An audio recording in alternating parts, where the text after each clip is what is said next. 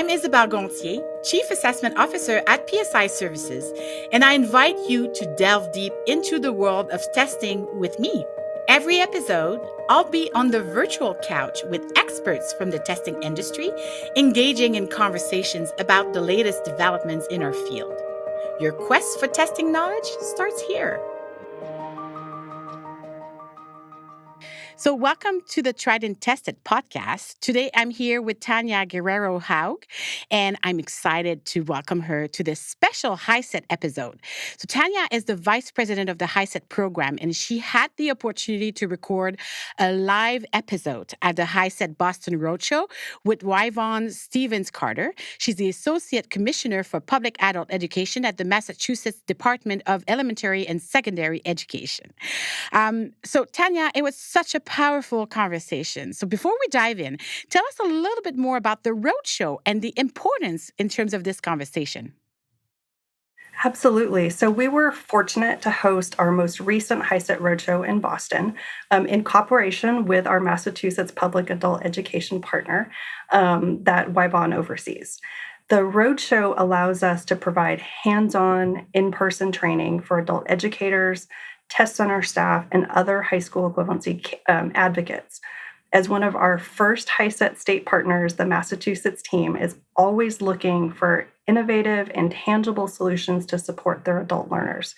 So it was a great opportunity for us to have the conversation with Wyvonne, and we love supporting their initiatives to serve their high school equivalency candidates, especially when their solutions aim to break down barriers and create opportunities. Yeah, absolutely. I think one thing I really love about this conversation is that it goes beyond testing. It really explores what happened when policy, partnership, assessment align around access, which is so critical. And you and Wyvonne talk about statewide funding for testing. You talk about total transcripts policies. You talk about language flexibility and even student to staff pipelines. So it's such a strong example of how removing barriers can open doors. So from your perspective, what stood out most in your conversation with Wyvonne? Well, I love everything about our conversation, but some of the standout moments are more specific to their commitment to invest in high school equivalency candidates and graduates. So they have found a way to fund not only high school testing fees, high school equivalency testing fees, and that has been a very successful program that they've run. But Wyvonne and her team have also committed to hiring graduates to help and inspire others on their own high school equivalency or career pathway journeys. Yeah, no, and again, that's kind of so powerful when you think about that. I really also appreciated how the episode fits into the larger conversation on how it fits with the Tried and Tested podcast. So, assessment isn't just about measuring knowledge, it's about expanding opportunity. And I think Massachusetts is really demonstrating what's possible when systems are designed intentionally around the learners. So, with that in mind, let's listen into Tanya's conversation with Wyvonne from the HiSET Boston Roadshow. Welcome and thank you for tuning in. I'm your host, Tanya Guerrero Haug, and today I am joined by Wyvonne Stevens Carter, Associate Commissioner for Massachusetts, to talk about the high school equivalency credential and why it's such a powerful pathway for learners, families, and communities. For millions of adults, not having a high school diploma can feel like a door closed to education and career opportunities and personal growth. The high school equivalency credential changes that story by opening doors and creating new possibilities. So, to kick things off, Wyvonne, if you can tell us a little bit about yourself and about your journey and what drew you into the field of adult education. Well, thank you, Tanya, for having me on here. I'm really excited to be here. I came to adult education, as many people say, kind of like sideways. Um, I am a social worker by training, and I worked in community services for many, many years, and working with youth at risk and working with students. And then when I moved here to Massachusetts, I got involved in working in a shelter program that provided education and training for women who were in shelter. And basically, I found my passion in the middle, working with people and helping them to achieve the best versions of themselves. So, um, I've done a little bit. I started in the state in Kentucky. I went back to grassroots in Cincinnati, stayed in grassroots and in here in Boston, and now work for the state again. So have a well-rounded kind of point of view in education. Yeah. And today we are here at the HiSET Roadshow here in Boston and Brookline. And we've heard some really great stories from others who have been in adult education maybe for a long time, some who are newer to it. And so I think a lot of what we've been hearing today is why high school equivalency is so important. Can you tell us a little bit about your thoughts on that?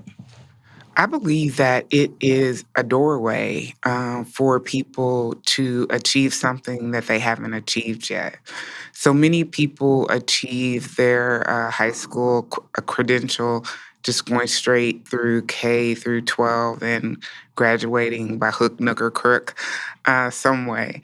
And then there are so many others that find themselves in different positions. And the high school equivalency says that no matter where you are in life, that you can still achieve this step and that it can be the beginning of many more steps to achievement based on your own goals. Yeah. And we've talked a lot about it being a gateway to workforce opportunities or labor, but it's also about community growth and higher education. Talk a little bit about why those pathways aren't necessarily all ending up in the same place. When adults come into adult education looking for their high school equivalency, they have experienced so many things in life. Some of our adults have immigrated to this country. They have been lawyers in their home country and have families, and others have um, other experiences and done different types of things. And then we have our own adult learners from who are native to the states, and everybody brings something unique, and they all have goals that are personal to them. A lot of them are raising children, and they want to show their children that I did it too, that it's not impossible. And once they achieve that credential, then that is the beginning of what's possible. I think we really talk a lot about from the beginning, once you come into the classroom, is that this is just the beginning. And where would you like to go from here? Um, the sky's the limit, really. And I really take that to heart because I like having students wherever I am. So if I'm at the table, then I usually have a student at the table because I really want them to get the vision that um, every table can be open to you if you choose to go in that direction. And I know you like to keep your students on for some time and offer them opportunities. What are some of those opportunities where you've had a student, as an adult education student, stick with you or become part of other programs that are within your realm? Well, because I come from grassroots organizations where you had to make a dollar out of 15 cents, I learned to kind of see the value in people. And I was at a conference not that long ago, and I was sitting at a table with about 10 adult learners. And I was asking them, what their background was and what they were interested in. And one of the students said, I can be more than a dishwasher or a housekeeper. And that just kind of rocked my world. So I got up at that very moment, and I went to the microphone and I told all my adult educators in the field, if you have any positions open in your agencies, then I have an engineer over here. I have someone who has a business communications degree. And I just really named off some of the credentials that they had.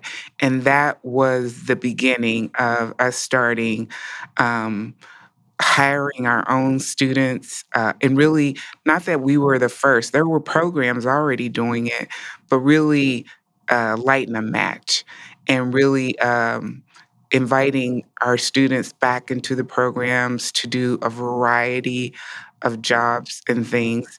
And so, um, following my own advice at the state, I issued a contract for adult learners to become contractors with the state to really be the voice or ambassadors for public adult education. And the first round, we had 44 students apply. And my procurement officer said, "This is the largest bid that we have ever received in the state." And so we piloted that year. We realized 44 or 30 was way too much, and so the second year we really started. We had 25, and I have an intern who works with me. He processes the invoices for all the other ambassadors and all their contracts. And he's very much a strong advocate for and helps us understand at the state level, even what some of the um, the impact is of some of the actions and laws currently. So we can really be responsive and really from the student voice, because that's super important. And the second thing I'm really proud of is our student to staff pipeline. So we contracted with another vendor to teach the best practices of TESOL, which gave people an industry recognized credential. And we started training our students in how to teach English. Um, and so some of these students had taught in their first language. Others were coming from other backgrounds, but they did this course and then they were able to go back into the classroom. Now, what we realized very quickly is that they needed more support. And so we started to build on the supports, internships, coaching, and they have thrived. So I am looking forward to a class starting in about 2 weeks that will involve both my student ambassadors and my student to staff. They will be leading about 12 classes with students from our waiting list in what we call a conversation cafe. So we've grown it to, they're not just promoting adult education, but they are making a difference in adult education. And believe it or not, that this solution came when I sat them all down at a conference they were helping out with, and I said, "Solve my wait list problem." And then the answer was, "We can do it." And I said, "Why not? Let's try it." So if you listen to them, you might, we can all learn something from each other. Wow, that is the power of opening doors and opportunity. That's amazing, amazing. And I know you are so proud. That's a great opportunity. So I think it also highlights the importance of partnerships and why they are so essential to the success of adult education and high school equivalency. Any other thoughts on why it's successful in Massachusetts? How others can learn from your experience? I definitely think it has to do with partnership and establishing partnerships who are aligned with the same values and center that you are aligned with. So we already had people who were doing professional development for all of our field. But then we were like, well, what does professional development look like for these adult learners? And what does it look like when they're providing them with digital literacy skills? And believe it or not, the application of all of this, it's like circles back and becomes important to everyone. Um, and without, so at with partners, I can do what I can do, which is put money where my mouth is. And then the partners are able to do the work and to really give opportunities to these students and see their value. And I will say that our the students who have been through these programs are the most loyal and the most s- hardworking, dedicated individuals, bar none. We had a graduation. They cooked for it. They showed up. They got themselves from one place, one side of Massachusetts to the other by just connecting with each other. And they solved the problem. We didn't go pick them up. They figured out, the students said, I will pick you up. I will take this person. I will do this. And to see them really just creating a community for themselves that's self-supporting, it's amazing. Yeah, I think the community, and we've talked a lot about it today, it takes a village. The types of partners that you have, what partners are you using? What are some examples? So the English for New Bostonians is the agency that provided the training for the best practices of TESOL. And then we work with another agency, UPD, and the letters don't stand for anything, but they are our tried and true partners who have been working with us in the field in really putting the frame on how to live and breathe and move in ways that are inclusive, that include diverse learners, that consider people's cultures, and in every way. And so with that partner, we had programs that were primed and ready to go. So when we ask a program, will you take an intern? The hands just go up because they already are in it full force. When we got the message that immigrants were being potentially could be picked up by ICE, program got together with their students, developed a plan. They had mapped it all out so that every student knew what to do.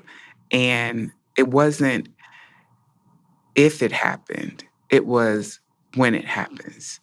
And so we weren't preparing them for the possibility of, it was really, these are the steps that I will take to navigate this situation. And our students felt really supported. And that's the work of partnership, going deep and wide. I have to say that HiSET is one of our partners. I couldn't leave you guys out. You've been very instrumental in helping us really make um, the test and this test available to many more students. Um, we may have been the first to do some things, but you definitely were the first to do them with us. And we've been able to just really, in reality, say there's nothing that can stop you from getting a test. You have a disability, we can help and support you with that. You want to, you're taking the test in Spanish, you're taking it in English, you've, you know, need to take it at home in a quiet place. There's so many options that are offered because of our partnership and your willingness to just work with us and go, maybe we can do that. And we've done a lot. We've been great partners and proud to be part of the mission that you have in public education in Massachusetts, because it has come a long way. And since we launched HiSET, Massachusetts has been one of our first partners right out of the gate. And so it's been a long time. We've got a lot accomplished. We still have a long way to go because there are still millions of people out there that don't have their high school equivalency, but it is what we'd like to call a launch pad. Whether that's to education, whether that's just to improve your quality of life or to motivate others, hopefully ending in a career that is helpful for you and your family circle. And that family could be neighbors. It's not just family by blood. It is also those around you who can be inspired by what you accomplish. Absolutely. I appreciate this is my first time coming to one of your road shows. I was like, I don't know what a road show is, but I'm going to find out. But it's nice to see so many people gathered from so many other states because every state is different. And listening to one of my colleagues from another state and recognizing that resources are so limited. That they are watching every dime to really make the services available to students. It makes me really, want to ask anyone who's listening to this podcast if you have the capacity to advocate for adult education or to get involved in adult education. Please join the team. Wherever you are, there's adult education in every state, and we need everybody's hands and voices to really keep this work alive and to build it, because I think it's an untapped gem. Yeah, we like to call those who are either currently high school equivalency candidates or those that could be. It's an untapped population, a resource that I think a lot of people don't consider first, but we like to inform employers, health and human service organizations about how to connect people to really just finding more information. And it does take a community of partners to do that. So from test centers to advocates to family members to the test takers themselves, who are the best influencers on others, along with their adult educators, they put in the work every single day. I love the call to action to find out more about adult education because not everyone really fully understands what adult education is and the power that it brings. So I love the call to action, Wyvonne. Well, I couldn't just, sit here and talk about all the good stuff. We got to keep doing the work too. So I appreciate that. And now a short break. Hello, tried and tested listeners and fellow testing enthusiasts. I'm Isabelle Gonthier, your guide through the fascinating world of credentialing. Each week, we dive deep with expert guests to explore the hottest topics in certification and licensure testing. If you're enjoying our journey through lifelong learning and innovation, take a moment to subscribe wherever you get your podcast. And if you know someone passionate about testing or curious about the latest testing trends, why not share this podcast with them? It might just be the inspiration they need. Thank you for tuning in and being part of our community. Remember, sharing knowledge is one of the best ways to grow our industry together. Keep listening. What do you wish more employers or the workforce realm understood in general about the value of investing in high school equivalency graduates or candidates, to help fill the skills gaps that they might have and build a stronger employee base? I really wish employers and people in the workforce could catch a vision for what their companies could be and what their workforce could look like.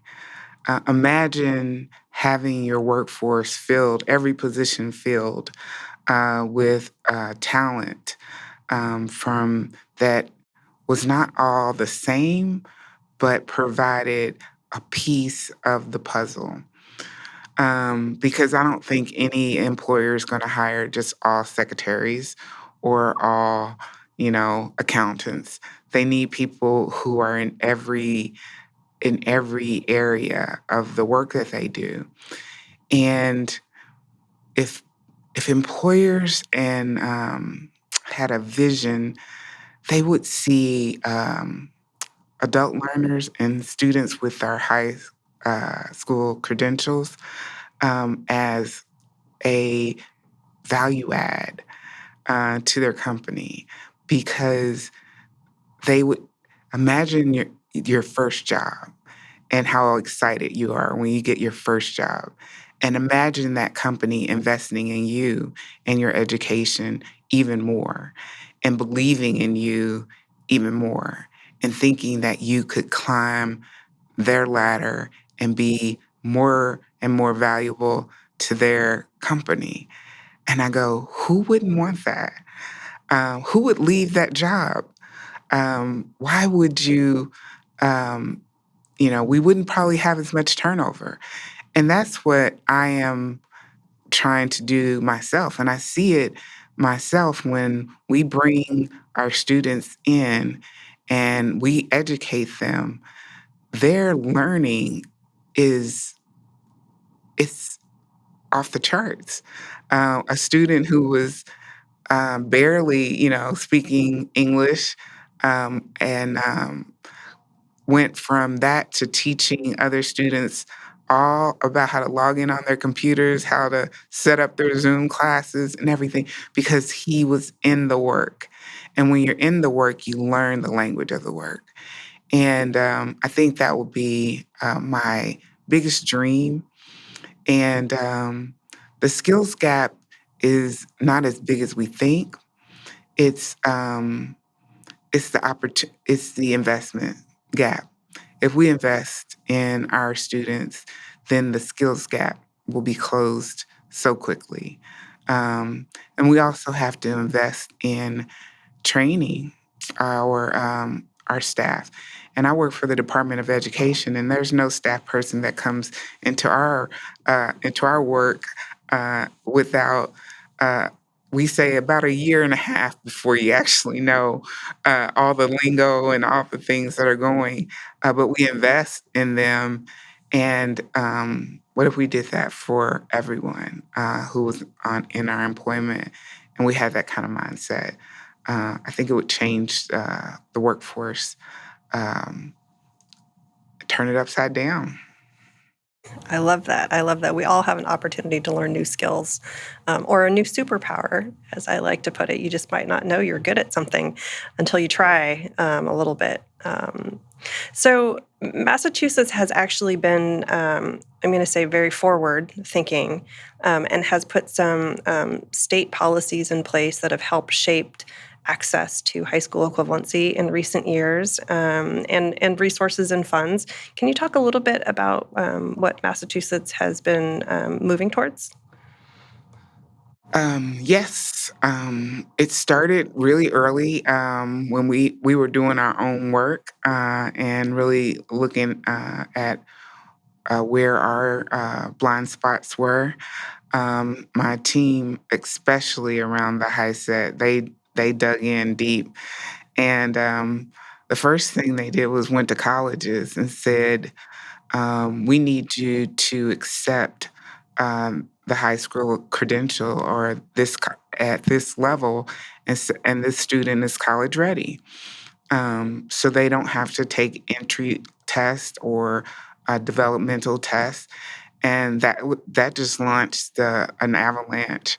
So the next thing you know, I'm signing off on paying for all the test taking in the state of Massachusetts. Um, and you would think that that's a huge investment. And I think we were scared originally. I was like, what if we run out of money? What's going to happen? And we haven't run out of money, and we stayed in our budget,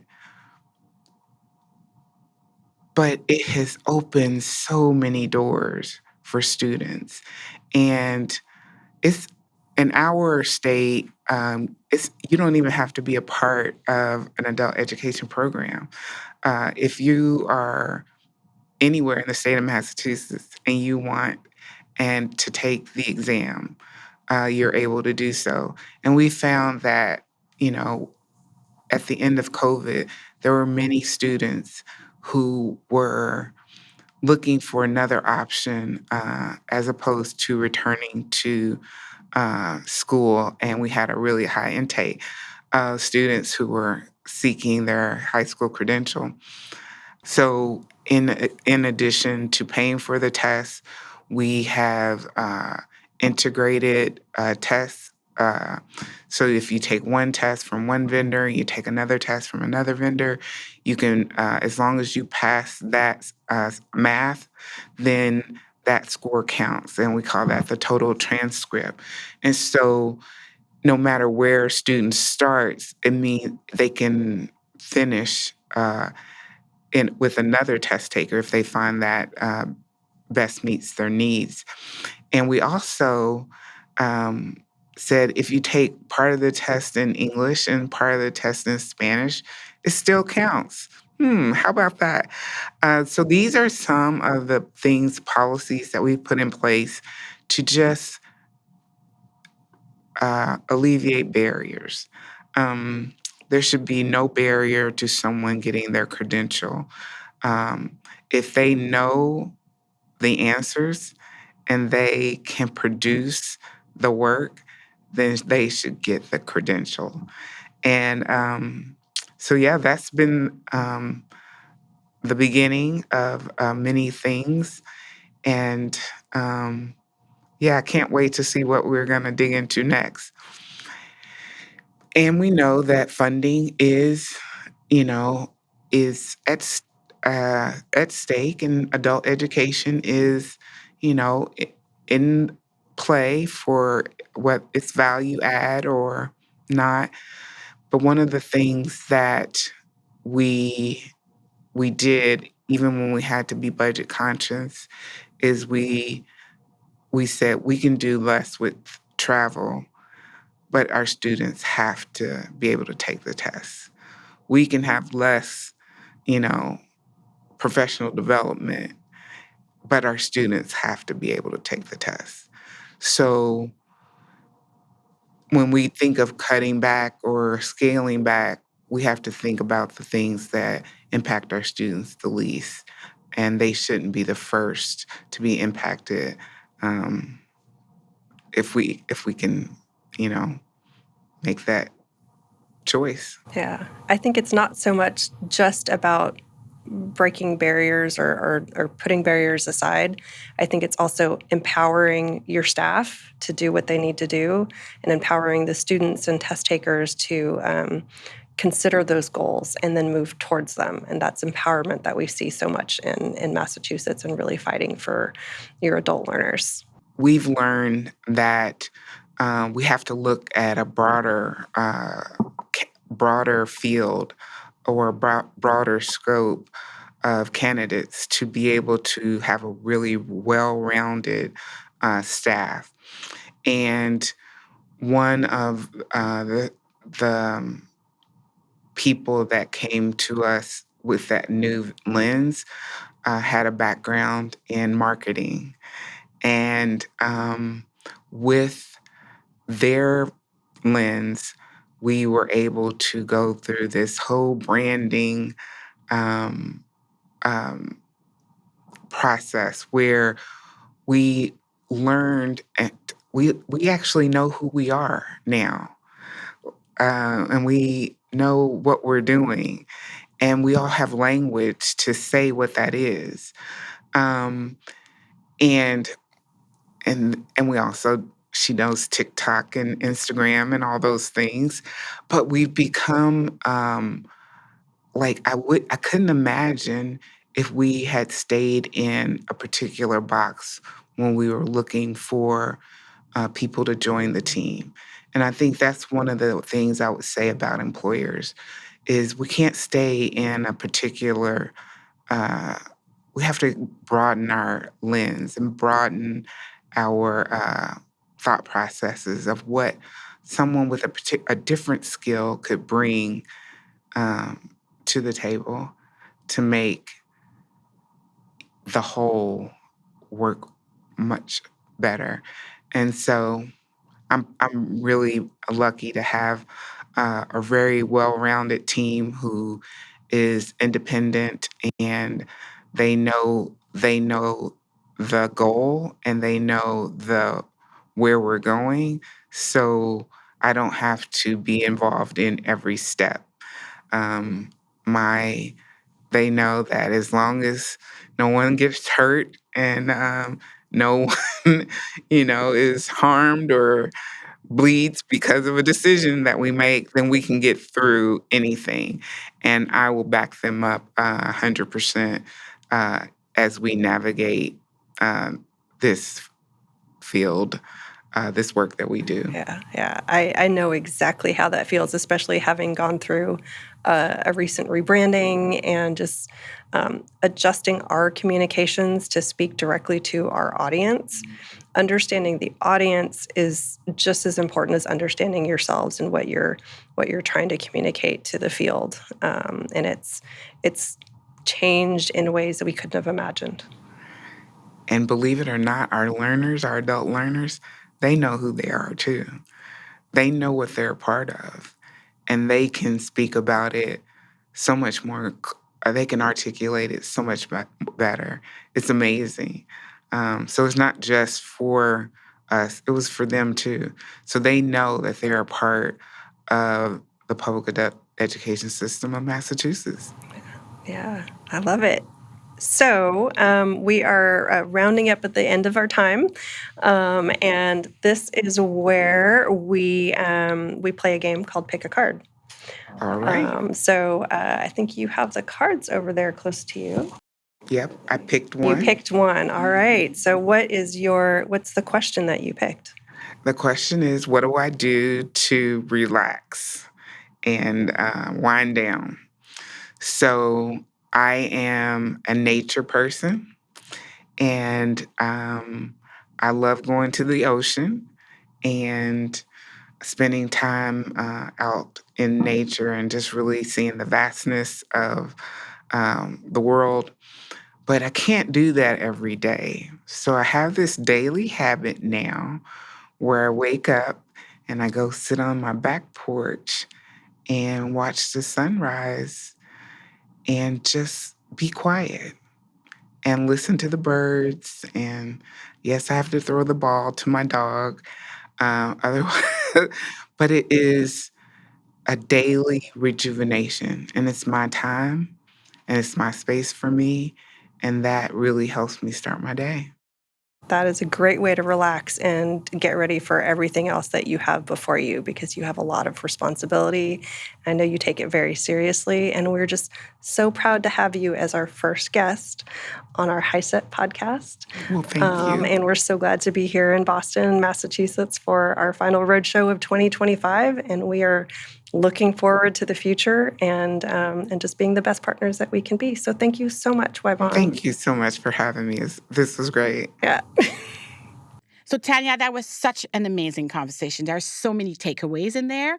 So, one of the things that really stood out to me was the idea that we often call what a skills gap, it might actually be an investment gap, and how intentional policy decisions can change access almost immediately.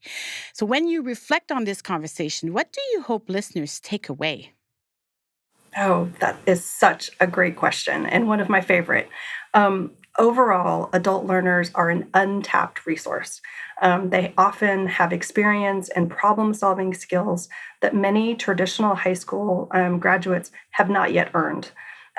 With training through CTE or apprenticeship programs, many high school equivalency graduates can accomplish more in a shorter time frame to succeed at jobs that things like AI cannot easily replace.